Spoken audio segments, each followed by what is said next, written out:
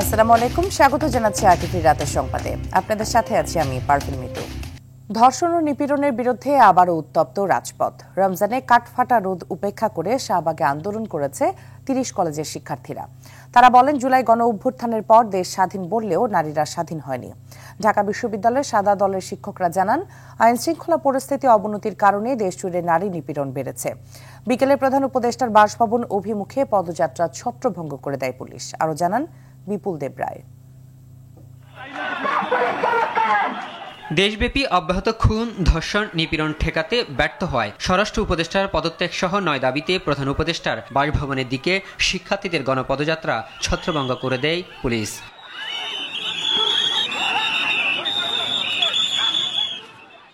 ধর্ষণ ও নিপীড়নের বিরুদ্ধে বাংলাদেশ ব্যানারে শিক্ষার্থীরা এই গণপদযাত্রার আয়োজন করে। নারী নির্যাতনের প্রতিবাদে ডাকা শিক্ষার্থীদের কর্মসূচিতে পুলিশি বাধার তীব্র নিন্দা জানান আন্দোলনকারীরা। এর আগে সকাল থেকে তুমি কে আমি কে, আছিয়া আছিয়া স্লোগানে মুখর ছিল রাজধানীর শাহবাগ চত্বর। ঢাকার ৩০ কলেজের শিক্ষার্থীরা মুখে ধর্ষণ ও নিপীড়নের বিরুদ্ধে স্লোগান আর হাতে ধর্ষকদের বিচার দাবিতে লেখা প্ল্যাকার্ড নিয়ে জাতীয় জাদুঘরের সামনে অবস্থান নেন। এক পর্যায়ে সরকারকে হুঁশিয়ার করতে শাহবাগ মোড় অবরোধ করে রাস্তায় অবস্থান নেন তারা। বন্ধ হয়ে যায় যান চলাচল। কিছুক্ষণ পর প্রশাসনের আশ্বাসে রাস্তা ছেড়ে দেন শিক্ষার্থীরা। আমাদের দেশে আমরা মেয়েরা বাইরে সেফ নাই, বাসার ভিতর সেফ নাই। আমরা এখানে আসবো না, তাই কই যাবো? এটা কেমন স্বাধীনতা আমি তো বুঝতেই পারছি না। আমাদের কোনো নিরাপত্তা নাই। এই নিরাপত্তার দাবিতে আমরা এখানে আজকে এক হয়েছি। আমাদের স্বাধীনতার অধিকার চেয়ে আমরা এখানে এসেছি। আমাদের স্বাধীনতা লাগবে, মেয়েদের স্বাধীনতা লাগবে, মেয়েদের যে রাস্তাঘাটে একা চলাফেরা করার স্বাধীনতা লাগবে। ঢাকা বিশ্ববিদ্যালয়ের অপরাজেয় বাংলার পাদদেশে আইনশৃঙ্খলার অবনতি রোধ ও ধর্ষকদের বিচার দাবিতে মানববন্ধন করেছে সাদা দলের শিক্ষকরা। কোনো রকমের হেনস্থা করার তীব্র বিরোধী এবং এই ধরনের কার্যক্রম যারা পরিচালনা করবে তাদের আমরা শাস্তি দাবি করছি। বর্তমান সরকারের প্রতি আমাদের আকুল আবেদন যে জনগণ যেন একটা স্বস্তি পরিবেশে থাকতে পারে। আমরা ইকুইটি ডাউনটাকে এখন গুরুত্ব দিচ্ছি। যেখানে নারীদের অধিকার বেশি প্রয়োজন সেখানে নারীদেরকে বেশি অধিকার দিতে হবে। একই দাবিতে বিক্ষোভ হয়েছে দেশের অন্যান্য জেলাতে। ধর্ষকদের সর্বোচ্চ শাস্তি মৃত্যুদণ্ড করার দাবিতে সুনামগঞ্জ বিজ্ঞান ও প্রযুক্তি বিশ্ববিদ্যালয়ের শিক্ষার্থীরা বিক্ষোভ সমাবেশ করেন। এছাড়া রাজশাহী, পটুয়াখালী, গোপালগঞ্জ, মৌলভীবাজার সহ দেশের বিভিন্ন জেলায় নারী নির্যাতন বিরোধী বিক্ষোভে শিক্ষক, শিক্ষার্থী সহ সাধারণ মানুষ অংশ নেন। বিপুল দেবরাই, আরটিভি, ঢাকা। পলাতক প্রধানমন্ত্রী শেখ হাসিনা, তার ছেলে সজীব ওয়াজেদ জয়, মেয়ে সাইমা ওয়াজেদ পুতুল, বোন শেখ রেহেনা সহ তাদের সংশ্লিষ্ট ১২৪টি ব্যাংক হিসেব অবরুদ্ধ করার নির্দেশ দিয়েছেন আদালত। একই সঙ্গে তাদের নামে থাকা স্থাবর সম্পত্তি জব্দের আদেশ দেওয়া হয়েছে। দুদকের আলাদা আবেদনের প্রেক্ষিতে আদেশ দেয় মহানগর দায়রা জজ আদালত। অরণ্য গফুরের রিপোর্ট। অবরুদ্ধ করা ব্যাংক হিসাবের মধ্যে রয়েছে শেখ হাসিনার 17টি, জয়ের 5টি ও আওয়ামী লীগের 6টি অ্যাকাউন্ট। এছাড়া শেখ রেহানা, পুতুল, শাহিন সিদ্দিক, বুশরা সিদ্দিকের একাধিক অ্যাকাউন্টের পাশাপাশি বঙ্গবন্ধু শেখ মুজিব মেমোরিয়াল ট্রাস্ট, বঙ্গবন্ধু স্মৃতি জাদুঘর, সিআরআই, সূচনা ফাউন্ডেশন, আবু সিদ্দিক মেমোরিয়াল ট্রাস্টের প্রায় 635 কোটি টাকা অবরুদ্ধের আদেশ দিয়েছে আদালত। অ্যাকাউন্টগুলো থেকে টাকা নড়চড়ের চেষ্টা করায় এ পদক্ষেপ বলে জানান দুদক মহাপরিচালক। 124টি অ্যাকাউন্ট ফ্রিজের জন্য আবেদন করা হয়েছিল। বিজ্ঞ আদালত থেকে সে বিষয়ে অবরুদ্ধকরণের আদেশ প্রদান করা হয়েছে।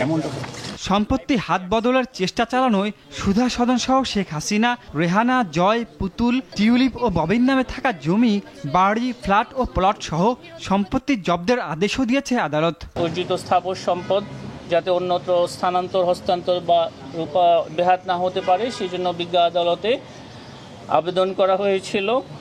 সে আবেদনও বিজ্ঞ আদালত কর্তৃক গৃহীত হয়েছে। এই যে সম্পদ ব্যবস্থাপনার জন্য একই সাথে রিসিভার নিয়োগেরও আদেশ দেওয়া হয়েছে। এদিকে মালয়েশিয়ায় জনশক্তি রপ্তানিতে অতিরিক্ত টাকা আদায় করায় সাবেক অর্থমন্ত্রী মোস্তফা কামাল ও তার মেয়ে নাফিসা কামাল সহ 12টি রিক্রুটিং এজেন্সির নামে মামলা করেছে দুর্নীতি দমন কমিশন।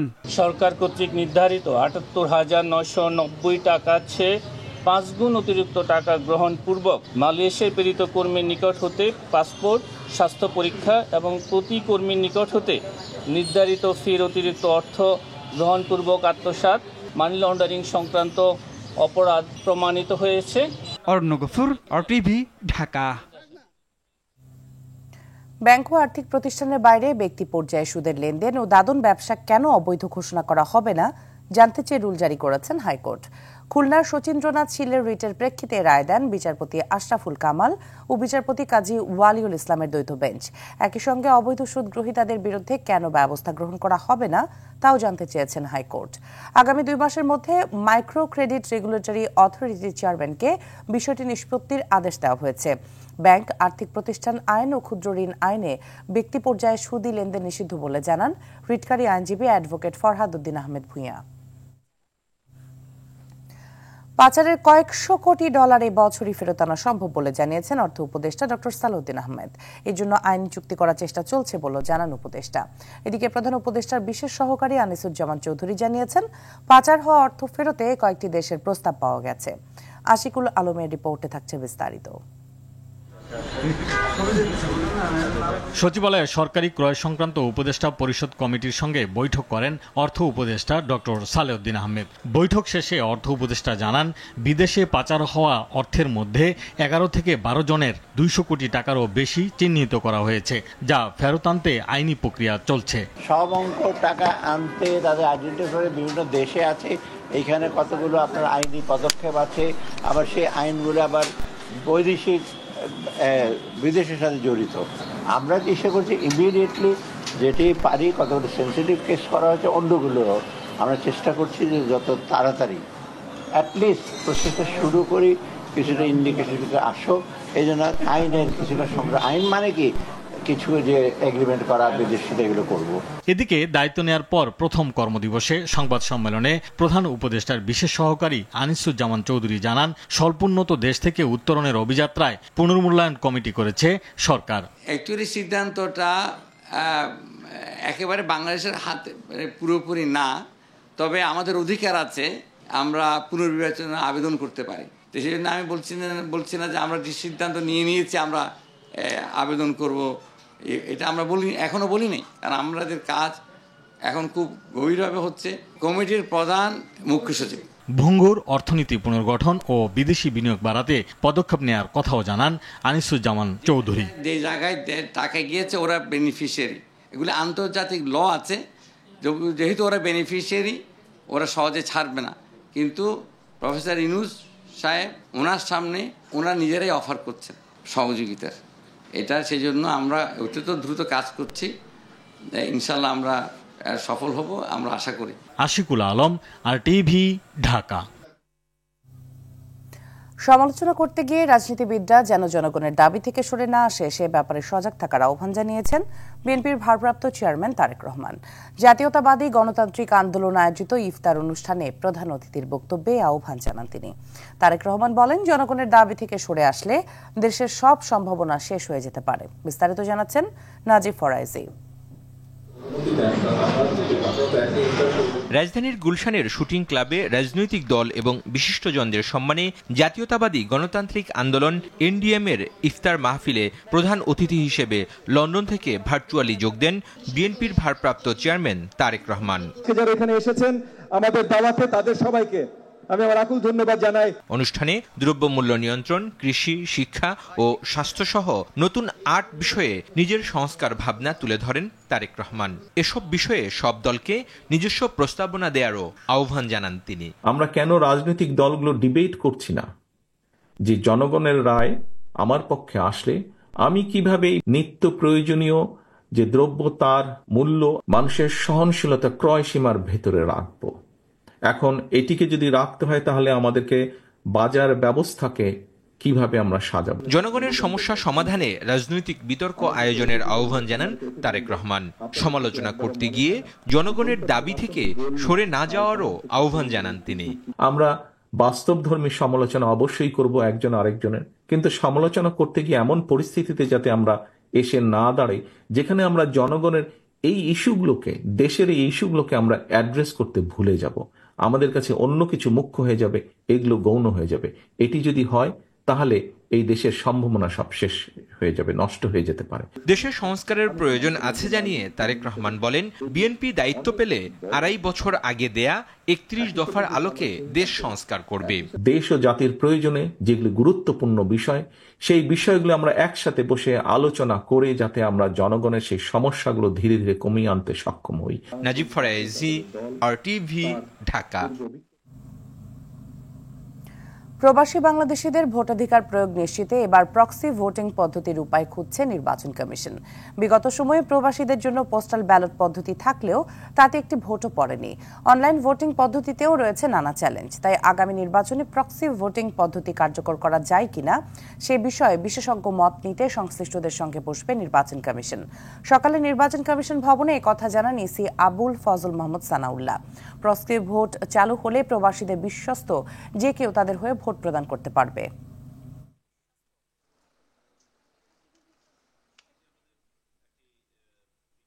বর্তমান যে পোস্টাল ব্যালট সিস্টেমটা আছে প্রবাসী বাংলাদেশি ভোটারদের জন্য, এটি একটি অচল সিস্টেম। আগামী নির্বাচনের জন্য যদি সত্যিকার অর্থে আমাদের প্রত্যাশা পূরণ করতে হয় এবং মাননীয় প্রধান উপদেষ্টাও যেটা বলেছেন সেইভাবে যদি আমরা প্রবাসীদের প্রত্যাশাটাও যদি আমরা পূরণ করতে চাই তাহলে আমাদেরকে প্রক্সি ভোটিংয়ে যেতে হবে। নতুন বাংলাদেশ গড়তে গিয়ে যেন নতুন কোনো ভুল না হয় সেদিকে সবাইকে সতর্ক থাকার আহ্বান জানিয়েছেন বিএনপির স্থায়ী কমিটির সদস্য ডক্টর আব্দুল মঈন খান। দলটির আরেক স্থায়ী কমিটির সদস্য মির্জা আব্বাস বলেন, অবৈধ টাকার লেনদেনে জুলাই আগস্ট সহ বিগত 15 বছর যারা হত্যাকাণ্ডে জড়িত সেসব রাজনৈতিক ব্যক্তি ও ব্যবসায়ীদের রক্ষায় কাজ করছে একটি গোষ্ঠী। দেশ রক্ষায় এদের মুখোশ উন্মোচন করার আহ্বান জানান তিনি। গুলশানে গণমাধ্যমে কর্মরত বিএনপি বিটের সাংবাদিকদের সম্মানে আমরা বিএনপি পরিবারে ইফতার মাহফিলে সংগঠনের আহ্বায়ক ও বিএনপি মিডিয়া সেলের সদস্য আতিকুর রহমান রুমন সাংবাদিকদের অবদানের জন্য কৃতজ্ঞতা প্রকাশ করেন।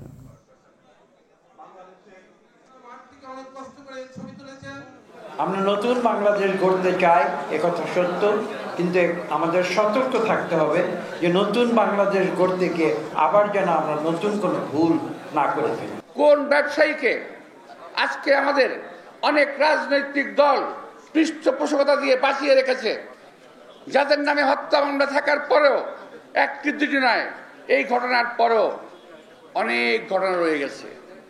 জুলাই আগস্ট ছাড়াও হত্যার ঘটনায় জড়িত এমন অনেক ব্যবসায়ী মহল জড়িত আছে, তাদের বিরুদ্ধে আপনারা কিছু লিখছেন না। কারণ এই সমস্ত লোকগুলো তারা অবৈধভাবে গত 17 বছর টাকা কামিয়েছে, আর আগামী 17 বছর এই টাকা খরচা করবে বাংলাদেশ ধ্বংস হওয়ার পিছনে। সামনে নির্বাচনে আইনসভা ও গণপরিষদ নির্বাচন একসাথে করা সম্ভব বলে জানিয়েছেন জাতীয় নাগরিক পার্টির আহ্বায়ক নাহিদ ইসলাম। তিনি বলেন, জুলাই গণহত্যার বিচারের মধ্য দিয়ে আওয়ামী লীগের রাজনৈতিক ফয়সালা হবে। বিকেলে রাজধানীর একটি হোটেলে রাজনীতিক ও পেশাজীবীর সম্মানে ইফতার মাহফিলে কথা বলেন। বিস্তারিত বিলাল হোসেনের রিপোর্টে। ব্যবস্থা রয়েছে, অনুগ্রহ করছি সকল ছাত্র সংগঠনের নেতৃবৃন্দ,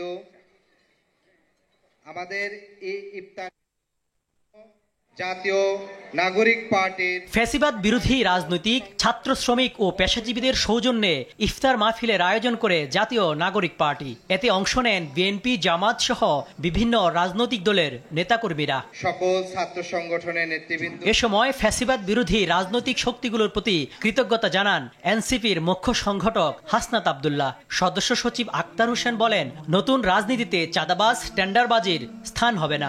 আওয়ামী লীগকে আমরা পরবর্তী বাংলাদেশে আমরা রাজনীতিতে দেখতে চাই কি চাই না, এই বিষয়গুলোকে আমরা প্রত্যাশা রাখবো যে আমাদের রাজনৈতিক যে দলগুলো রয়েছে সেই দলগুলো একটি ঐক্যমত্যের মধ্য দিয়ে যাবে। যারা জুলাই এবং আগস্টের অভ্যুত্থানের সময়কালে নারকীয় নরহত্যা চাপিয়ে দিয়েছে, মানবতা বিরোধী অপরাধ করেছে, সে আওয়ামী লীগের বিরুদ্ধে আজকের এই ইফতার মাহফিলে আসা প্রত্যেক ফ্যাসিবাদ বিরোধী রাজনৈতিক পক্ষকে একমত হয়ে একটি সিদ্ধান্ত গ্রহণ করবার অনুরোধ জানাচ্ছি।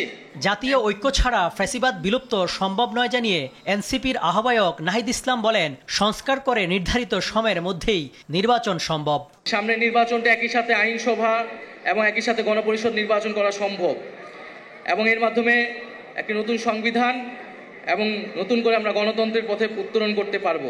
এককভাবে সরকারের পক্ষে কাজ হয়তো সম্ভব নাও হতে পারে, তাই রাজনৈতিক দল, সামাজিক শক্তি এবং অভ্যুত্থানের শক্তিগুলোকে সেক্ষেত্রে ভূমিকা রাখতে হবে। গণহত্যার বিচারের মধ্য দিয়ে আওয়ামী লীগের রাজনীতির ফয়সালা করতে হবে বলে জানান নাহিদ ইসলাম। বিল্লাল হোসেন, RTV, ঢাকা। মিয়ানমার থেকে বাংলাদেশে আসা রোহিঙ্গাদের জন্য দাতা দেশ ও সংস্থাগুলোর কাজে জরুরি ভিত্তিতে আর্থিক সহায়তার আবেদন করেছে জাতিসংঘের আন্তর্জাতিক খাদ্য সহায়তা বিষয়ক সংস্থা ওয়ার্ল্ড ফুড প্রোগ্রাম। তহবিলে টান পড়ায় সম্প্রতি বাধ্য হয়ে রোহিঙ্গাদের খাদ্য সহায়তা কাটছাঁটের পরিকল্পনা করছে জাতিসংঘ। সেই পরিকল্পনা ঠেকাতেই এই আবেদন জানিয়েছে সংস্থাটি। তারা জানায়, রোহিঙ্গাদের বর্তমান খাদ্য সহায়তা অব্যাহত রাখতে আগামী এপ্রিলের মধ্যে আরও $1.5 কোটি এবং 2025 সালের শেষ পর্যন্ত $8.10 কোটি সহায়তা প্রয়োজন। সহায়তায় ঘাটতি দেখা দিলে সংকট মোকাবেলায় রোহিঙ্গারা বিভিন্ন অনাকাঙ্ক্ষিত পদক্ষেপ নিতে পারে বলে সতর্ক করেন সংস্থাটির বাংলাদেশ পরিচালক ডমিনিকো স্কালপেলি। সম্প্রতি ম্যাটস ডিএমএফ ইস্যুতে স্বাস্থ্য মন্ত্রণালয়ের সিদ্ধান্তের প্রতিবাদ সহ 5 দফা দাবিতে দেশের বিভিন্ন মেডিকেল কলেজের ইন্টার্ন চিকিৎসকরা কর্মবিরতি পালন করছে। খুলনায় কর্মবিরতি ও বিক্ষোভ পালন করছে খুলনা মেডিকেল কলেজ হাসপাতালের মিড লেভেল ও ইন্টার্ন চিকিৎসকরা। একই দাবিতে রাজশাহী মেডিকেল কলেজ হাসপাতালে আউটডোর চিকিৎসা সেবা বন্ধ রেখেছেন ইন্টার্ন চিকিৎসকরা। কর্মবিরতি বিক্ষোভ মিছিল করেছে রংপুর মেডিকেল কলেজের শিক্ষার্থী, ইন্টার্ন চিকিৎসকরা। ময়মনসিংহ মেডিকেল কলেজের একাডেমিক ভবনের সামনে বিক্ষোভ করে শিক্ষার্থীরা। শাটডাউন ঘোষণা করে টাঙ্গাইল মেডিকেল কলেজ চত্বরে বিক্ষোভ করে মেডিকেল শিক্ষার্থী ও ইন্টার্ন চিকিৎসকরা। দেশের একমাত্র খেলাপি ঋণমুক্ত ব্যাংক হিসেবে 5ম বর্ষে পদার্পণ করল বেঙ্গল কমার্শিয়াল ব্যাংক। এ উপলক্ষে গুলশানের ব্যাংকটির প্রধান কার্যালয়ে অনুষ্ঠানে ব্যাংকের চেয়ারম্যান ও SAARC chamber of commerce and ইন্ডাস্ট্রির সভাপতি মোহাম্মদ জসিমউদ্দিন সমৃদ্ধির এই পথ চলায় ব্যাংকের পাশে থাকার জন্য সব গ্রাহক, শুভানুধ্যায়ীদের আন্তরিক শুভেচ্ছা ও ধন্যবাদ জানান। তিনি আরও জানান, স্বল্প সময়ে দেশব্যাপী 32টি শাখা, ক্রেডিট রেটিং সূচক A+, SME উদ্যোগ বান্ধব ব্যাংকিং সেবা প্রদান করা হচ্ছে। এছাড়া 4টি পূর্ণাঙ্গ ইসলামী ব্যাংকিং শাখার মাধ্যমে শরিয়া ভিত্তিক ইসলামী ব্যাংকিং সেবা, অত্যাধুনিক কার্ড চালু সহ বিভিন্ন অর্জনের মধ্য দিয়ে এগিয়ে যাচ্ছে নতুন প্রজন্মের এই ব্যাংক। অনুষ্ঠানে সভাপতি, ব্যাংকটির ব্যবস্থাপনা পরিচালক ও প্রধান নির্বাহী তারিক মোর্শেদ গ্রাহকের আস্থা ও বিশ্বাস অটুট রাখার প্রতিশ্রুতি ব্যক্ত করেন। এ সময় ব্যাংকটির অতিরিক্ত মহাব্যবস্থাপক পরিচালক KM আওলাদ হোসেন, উপব্যবস্থাপনা পরিচালক সমন্বয় সহ ঊর্ধ্বতন কর্মকর্তাবৃন্দ উপস্থিত ছিলেন। প্রতিষ্ঠা বার্ষিকী উপলক্ষে ব্যাংকের শাখাগুলোতে গ্রাহক, পৃষ্ঠপোষক ও শুভানুধ্যায়ীদের জন্য ইফতার মাহফিলের আয়োজন করা হয়।